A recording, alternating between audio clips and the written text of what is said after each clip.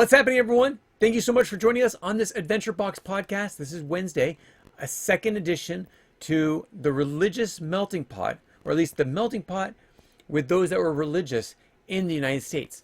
So we're going to be talking about this as a broader message of the melting pot, which was basically where America got its culture, where it's got its background, the different people that came in through immigration and through other means, such as anything from like African Americans who were enslaved and brought into the United States, the Europeans that came over here freely or through bondage as well, indentured servitude, which is where the slavery came in initially and then became slaves, which we all talked about 2 weeks ago.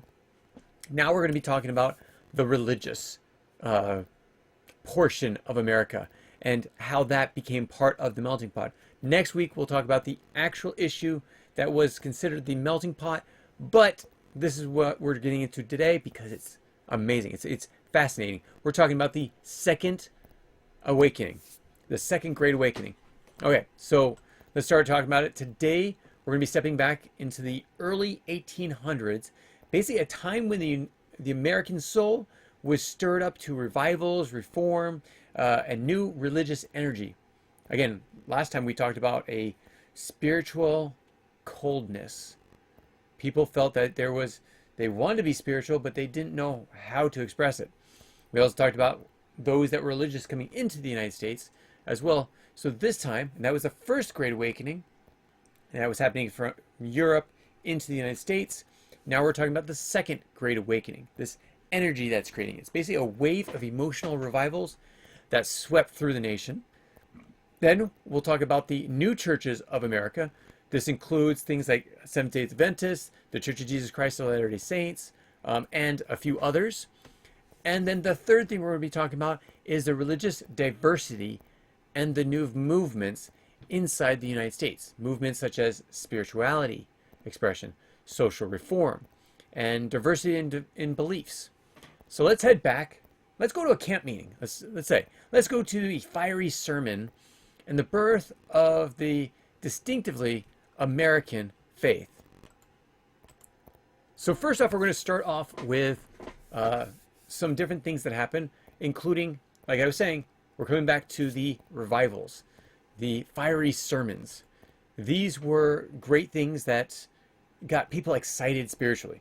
Okay, so in the early 1800s, Americans still were young and growing rapidly. I mean, they were going, America was expanding dramatically during this time. But it was also a time of uncertainty because, again, you don't know if the next day you're going to find food. You're not going to know if things are going to happen. And again, remember, they just are coming out of the American Revolution. This is a time of finding yourselves inside the United States, expanding. So depending on where you're at, as you're expanding westward, you don't know if there's certainty. So the Second Great Awakening, which began around 1790 and then went to about 1830, was a national religious revival, mostly in the United States. Now the Second Great Awakening was mostly in the United States, while the first one was like Europe and America. So what was the Second Great Awakening? It was marked by outdoor revival meetings, much like what is in this picture. So you have this revival of all these people gathering around and listening. But it wasn't just one church. It was like of dozens of churches. Methodist, Baptist, Lutheran. I mean, some had actual churches while others had tents. That's how diverse it was. You had thousands of people gathering for even days. They'd be preaching, singing, repenting, all these different things. Now, these revivals emphasized some specific things. Again, depending on the denomination that you went to. So all these different churches had all these different beliefs, but some of the basic things was personal salvation, moral living, free will, and the need for a reform socially, society-wise. Now, again, it depends on which denomination you went to, but some would teach about, well, I'm not going to go into the religious side. Again, this is a secular podcast. You want to learn about religion, ask your parents, talk to those that are in those religions. But I will go into the basics of these things. So where did it happen? Okay, so I think I have one extra. So this is one of the fiery sermons. His name, preachers. His name was Charles Finney, which we might come back to if I have time. This is upstate New York. So New York is more over that direction.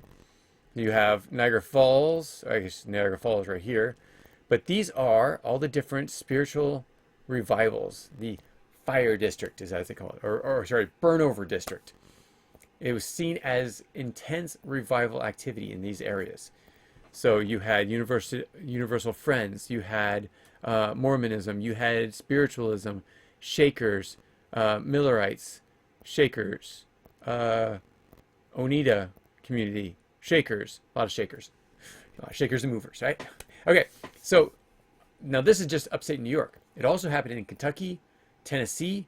These were massive camps where preachers would come and just share their beliefs. Now, some of the preachers were traveling preachers. They would come around to these revivals, and then they take down their tent, go to the next one, or take down their display, go to the next city, and set up there. And they would move from place to place to place. Now, Charles Grandison Finney, the one I had a picture of before. Let's see if I can get back to it. Yes. This guy is called for immediate conversion. That was one of the big things at his revivals. He wanted immediate conversion, people to be baptized right on the spot. Now, there was also Lyman Beecher, which I don't have a picture for, who preached basically reforming as a Christian duty.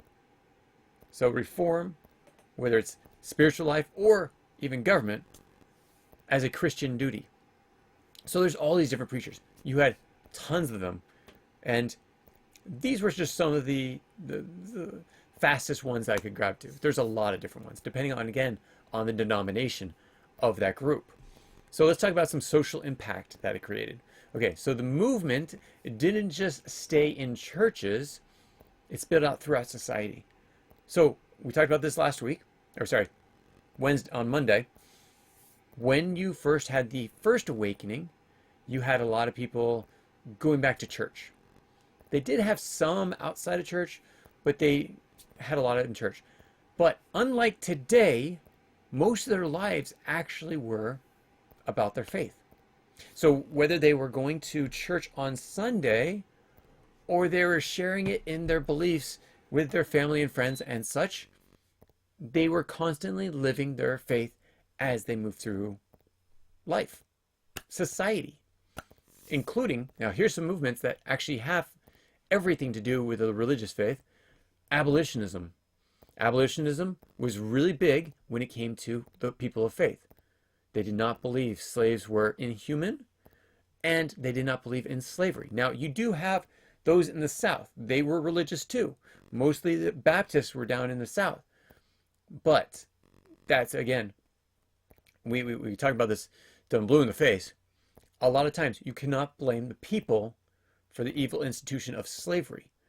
A lot of these people were actually taught from a very young age certain things, such as slavery is okay, Africans are not human, those type of things, because they're trying to separate you from truth.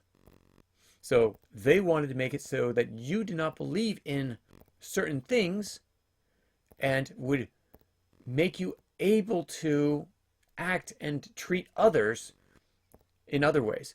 You see this in life right now. Social media is a big aspect of this. You have a lot of people on social media saying, oh, these things are normal when they're really not. Or these things are morally okay when they're not. But because of social media and the social pressure that comes from it, and being taught from a young age, this is why they want you in social media so early, then you're being influenced by those groups. Okay, so let's also talk about women's rights activists. Very religious people. Temperance, as in like anti-alcohol campaigns. Very religious people. Prison and education reform. Again, very religious people. All of them.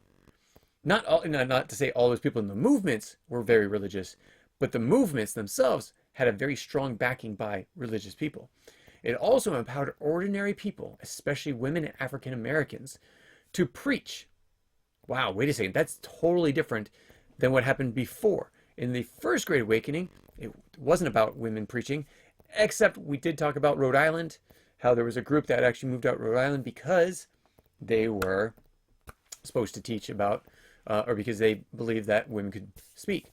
Well, African Americans were also given the chance to speak as well, and they became great preachers. So they led prayer groups and organized reform movements, and it became a very large thing. Now, also, just like in these camp revivals, a lot of these movements also took the exact same approach. Camp revivals. They didn't have buildings per se. Now, abolitionists did go to churches and preach inside churches, but there was a lot of them being taught outside of churches as well. Okay, so that gives us a good understanding of what was happening during the Second Great Awakening. Now, while older denominations like Methodists and Baptists exploded their growth during the Second Great Awakening, there was also a time of birth for entirely new religious movements. So I've got, let's see, I don't know if you know who this person is. This guy is named Joseph Smith. Now this is a artist rendition of him, and this is potentially, supposedly, an actual picture of him. Okay, so Joseph Smith, he was the founder of the Church of Jesus Christ of Latter-day Saints, or as you might know it, Mormons or LDS. Now, going back to that map I showed, they were right around here in Palmyra, New York, Mormonism. So this is one of in the burn-over district of these great revivals in upper New York City. Now, from what Joseph Smith said, he tells everyone that he was visited by Jesus Christ and God the Father. And later on, he was visited by another angel by the name of Moroni, who told him where these plates were of an ancient writing back from early American times. So like the Mesoamerica, like we talked about it a long time ago. Mesoamerica is the time of ancient American history. Now, this book, these gold plates, are basically where he got the translation, or he translated to create the Book of Mormon. So when you hear the Book of Mormon, the LDS reflections on this is that these are the writings of people in ancient times on gold plates, and they were translated to make the Book of Mormon. Now, as we know, again, if you've been following these podcasts, you know that other people had metal plates all over the place, including, go back to Persia, and it was Darius, I think it was, in the corner, he had this capsule inside one of his buildings. It was in the foundation of one of the buildings, and it had gold plates, much like the same thing Joseph Smith was saying. Interesting enough, though, the Persian gold plates were not actually found until later on. So Smith taught that Jesus appeared in the Americas after his resurrection. And he said that basically in the Bible, where he says, I have other sheep that I have that are not of this fold, them I must go to also. This is right after his resurrection, when he left his apostles and he traveled to the Americas. This is the Church of Jesus Christ of Latter-day Saints stance. Now, this is really interesting because this is not spoken of anywhere else. No other religion could get you unless they broke off from the LDS Church, which there was a great deal of them. Now, interesting enough, I'll tell you a little bit more of the history. They were very much persecuted in Palmyra. So from Palmyra, they had to move out of New York to multiple places, but one of those places was Kirkland, Ohio. So they came to Kirkland, Ohio, and this is where they built their first temple. So they believed that there should be temples on earth, and if you know the LDS Church or the Church of Jesus Christ of Latter-day Saints, you'll know that there are churches all throughout the United States and all throughout the world now. This was their first one in Kirkland, Ohio. Now in Kirkland, Ohio, this is where they were able to build a church just before they were kicked out of town by mobs and had to move west. here they came to Nauvoo. Now, Nauvoo was not actually the next place they went to. They actually went out to Missouri, where I'm at, which is why I know a lot of these things. Plus, I'm also a member of the Church of Jesus Christ of Latter-day Saints. But at this point, you have they were kicked out of Missouri, and actually there was an extermination order put it on them that they actually had to, that people could actually shoot them with no cause and it would be okay. So because of the extermination order by Boggs, the Governor Boggs, they left Missouri, a lot of them did, most of them did, and came back to Illinois. So in Illinois, they started up this town called Nauvoo. So Nauvoo started up, and everything seems to be going well. Still persecution, because they were persecuted everywhere they went. They went from here and they said, hey, you know what? This is a great place. We're gonna keep this place. And they built a city and then built their next temple, the second temple. This one's the Nauvoo Temple. Now, interesting enough, just out of curiosity's sake, this is the Nauvoo Temple today. They actually built it back as much as possible off the same plans as the older version. Okay. Oops, we're not going to get there yet. Okay, so then you have, because of all the persecution in Illinois, during the winter they were actually pushed out and they had to go across the Mississippi River back into Missouri. Again, I'm in Missouri. Crossed over the river on the ice, and many of them died. Think of, this is interesting to compare it this way, but think of the Trail of Tears. Remember, I told you my ancestors were the Cherokee. My ancestors had to leave their homes during the dead of winter and cross over into Oklahoma, where we lost thousands of Native Americans. Now, there were a lot more Native Americans, a lot more Cherokee at the time of their Trail of Tears, as there was the Mormon, basically, Trail of Tears, though stated differently. They were not indigenous people, so they were persecuted greatly. Actually, let's go over some of the reasons why they were persecuted. They were abolitionists. They had black members of their church. They supported blacks there. The reason why Missouri did not like them is because they were a slave state. Now, it was more of a mixed state, but it was a slave state.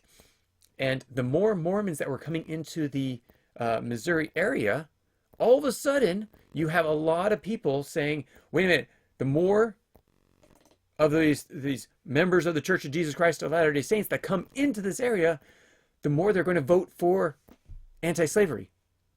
So we got to get rid of them. And that was actually one of their biggest concerns with getting rid of the members of the church in Missouri and pushing them back to Illinois. And then the same thing happened there as well.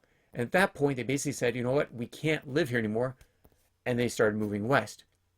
Okay, so I broke it down as fast as possible. There's a lot more information on all of these changes. But if you want to learn more, you can look it up yourself.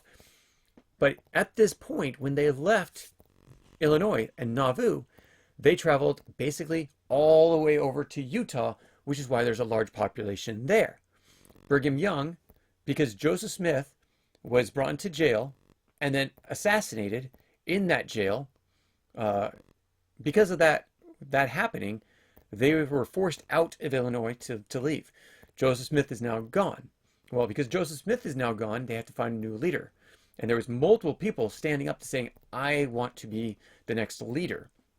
Well, not going into all the other ones, a lot of those groups that broke off, all the people that wanted to become leaders, if they didn't follow with the church and going over to Utah, most of them created their own reformed groups. So there are a lot of different reform churches of Jesus Christ. And so Brigham Young was one of the people that stood up and said, I'm here to serve. And so he was chosen as the next prophet, and he went and brought the Church of Jesus Christ of Latter-day Saints, the saints, over to Utah, which is now where there's a large population, but it is now global. Today, the LDS Church has millions of members worldwide. The reason why I focused on this, not just the fact that I'm a member of the church, but the reason why I focused on this is because this is one of the first churches in the United States on this rebirth. So one of the few that are started in the United States and still here. Another one I wanted to talk about was actually the Seventh-day Adventist Church. Seventh-day Adventist Church was started up by, what's her name? That's not right. One second. I have it on my notes, and I'm just gonna pause this. Give me 1 second. Okay, I had it. It was on the tip of my tongue. Ellen G. White. Now, Ellen G. White is the mother of this family. She is what it was called at that point was Adventist. So she was actually with a group of people who came together and created the Seventh-day Adventist Church. She was influential within small groups of these early Adventists, including other people that were very influential in the Seventh-day Adventists was James White and Joseph Bates. James White being her husband, and that's when they became the Seventh-day Adventists. White is considered a leading figure in American, get this, vegetarian history. Vegetarian. Oh yeah. So Seventh-day Adventist has a lot of understanding when it comes to being vegetarian. There's a lot of vegetarians, Seventh-day Adventists. But if you want to read more about them, please do. They have a really interesting history when it comes to a lot of different things. But there's also some controversy, much like there was with the Church of Jesus Christ of Latter-day Saints. There was some controversy in here, and this was called the Great. It's called the Great. What was it? Disappointment. Yeah. So okay. So the Great Disappointment was actually part of the Millerite movement. So the Millerite movement happened is 1840, and they followed a belief that Jesus Christ was to come for his second coming in 1844. Well, in 1844. When it didn't happen, it was called the Great Disappointment. But from that Millerite movement, that's where the Seventh-day Adventists actually came from. So from that disappointment, a lot of people broke off from that movement and became Seventh-day Adventists. Now, these were all Adventists, but he became the Seventh-day Adventists. So they still believe in a second coming of Christ. They worship on the seventh day being Saturday. Now, here's some interesting things. And I will not demonize or criticize any religious group. I don't think it's right for people to do that. They should learn about their own faith. I put it this way. Someone was telling me this. There's a counterfeiter famously asked that, not counterfeit, investigator, famously asked by an expert, a journalist. He said, so if you're a counterfeit expert, then it must mean that you study the counterfeits so much that you know what is true and what is false from these counterfeits. And the expert said, no. I believe that I know the actual true currency so well that no counterfeit can come in front of me without me seeing something that is false. So my concept, my belief is that when you have your belief and other people's beliefs, that you focus on your beliefs. And when it comes to things that you don't think are actually true, they will come out to you. You will see them because you studied the truth. You studied the Bible so much that you know what is counterfeit.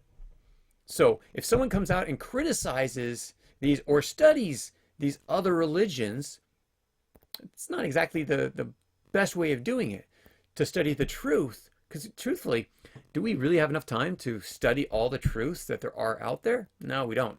Why focus on other people's beliefs? But because I'm teaching history, I want to teach the history of these groups in the best light forward. I'm not going to sugarcoat it because I have my own beliefs and you have your beliefs. I want to share all these different beliefs in a historical factor, and then we'll move forward. Okay, I just need to put that out there so everyone knew where I was coming from. So They also focused, now, as I said, she's very well known in the vegetarian viewpoint. So the Seventh Day Adventists, one of the other things that they focused on was beyond the seventh day being Saturday, also health, education, and holistic living. So they were very much into healthy living and holistic living, which means like not the pharmaceuticals, which we will go into when we get into the Industrial Revolution and where they came from, and all those other things. And also education, being good Christian education. Now, what are some of the other American-born movements? Okay, so you have the Christian Scientists, founded by Mary Baker Eddy. Now, I actually have some friends in Wales that are Christian Scientists, great people. You have, and they believed in an emphasis on spiritual healing and reading the science and health along with the Bible. So that's their publication, Science and Health. And they also have science rooms, science and health rooms, something like that. Can't remember exactly what they were telling me. Jehovah's Witnesses, another one that came from the Americas. And I actually have friends also that were Jehovah's Witnesses. And this emerged from a biblical study, a Bible study movement back in 1870, known for door-to-door evangelism. Now, you might have experienced this where they come to your door, knock on the door, and they want to teach you about Jehovah's Witnesses. Well, I've had a few of those. I've actually, well, I won't get into the things, but I had friends that were Jehovah's Witnesses, so I was always happy and friendly to meet with them. But at the same time, I have my beliefs, they had theirs. Okay, but they also refused to celebrate national holidays and literature reading of the Bible. So, or sorry, literal readings of the Bible. So it was a little bit different. Their Bible is a little bit different. So out of these, you have the, let's see, I think the Seventh-day Adventists use the normal Bible. The Church of Jesus Christ uses the Bible, the King James Version, and also the Book of Mormon. The Christian Scientists, I think, also believe in it, though I'm not 100% sure. Jehovah's Witnesses have their own Bible, their own translation of the Bibles. Now, what about the Shakers? Now, a celibate and communal movement, basically, known for its simplicity, worship, through dance, which is funny because a lot of the groups did not believe in dance, and a equality between genders. So, though few remain today of the Shakers, their influence and on design and music live on, which is interesting. This is one of the, I'm going to tell you about a lot of these American-born religions. This is the only one that's not really there anymore, but it was large enough that it was popular. As I said, showed in that image, here, you have a shaker movement here and a shaker movement there. Here a shake, there a shake, here's another shake, shake. I'm not trying to criticize, I'm just having fun. Okay, so moving on a little bit more. Let's see, I'm getting close to my time, so I will try to wrap this up. So the last part I want to talk to you about is the religious diversity. Well, actually, let me make sure I've gone through all the images that I want to show. Oh, yep, there it is. Okay. Religious diversity. So by the mid-1800s, religious freedom was thriving. And American religious landscape become like very diverse throughout the whole world. While the other countries in, say, Europe, most of the countries still had like a dominant religion. You had the French and actually the Spanish Catholic. You had the Anglican Church, or the Church of England up in England, and Italy, Catholic. There's a lot of Catholic in a lot of the different countries in Europe, but you also had a lot of Protestants and other things that are other groups. Methodists were growing as well, but the diversity in the United States exploded. It took off. So there, in the United States, there was no national church. So after the American Revolution, when they actually had the Constitution, everyone ratified the Constitution, they all became states. All the states basically said, no church states. That was one of the things in the Constitution. There was no national church. So none of the states actually had national churches, which allowed for a lot of diversity in those communities, which is why they could explode. This is why you had the Seventh-day Adventists, the Church of Jesus Christ of Latter-day Saints. You had the Christian Scientists and all these other groups that were growing up. Now, next week, we're going to be talking about the immigrants.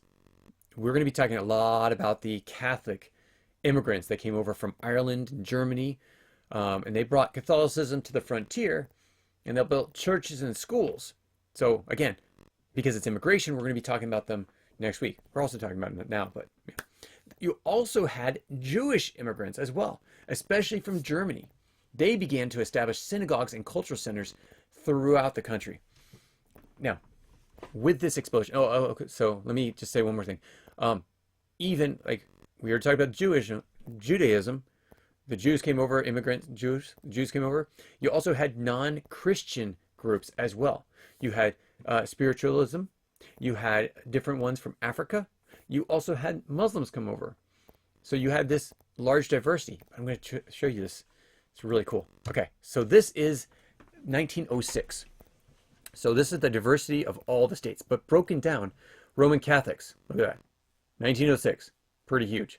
Baptists, mostly in the south.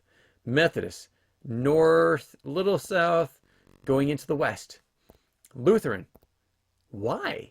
That's really interesting. I don't know why. I need to do more study on that.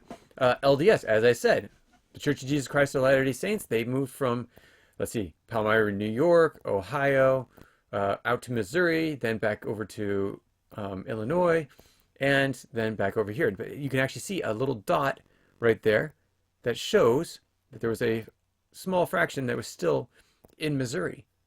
So one thing to know is that not all members went over.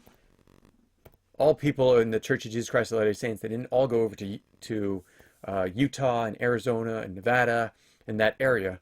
Some of them actually still stayed in Nauvoo and also Missouri.